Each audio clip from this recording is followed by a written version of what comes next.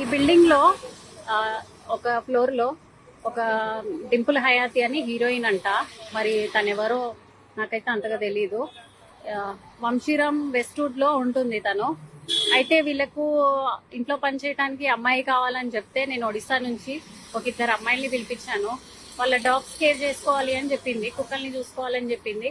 సరే అని పిలిపించాను. తీరా చూస్తే 2 రోజులు బాగానే చూసుకున్నారు. 3వ రోజు వాళ్ళ ఆయనని ఉసగలిపి పంపించేసింది.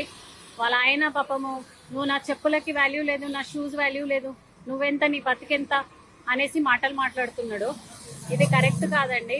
అండ్ పైనుంచి ఫుడ్ సరిగా పెట్టకపోవడము, పైనుంచి ఆ హీరోయిన్ అనే అమ్మాయి నాకు చాలా గలీజ్గా మాటలు అన్నది. సో ఇగో ఈ పిల్లలు ఇప్పుడు ప్రస్తుతానికి ఇక్కడ ఉన్నారు. ఈ పిల్లల పరిస్థితి ఇట్లున్నది.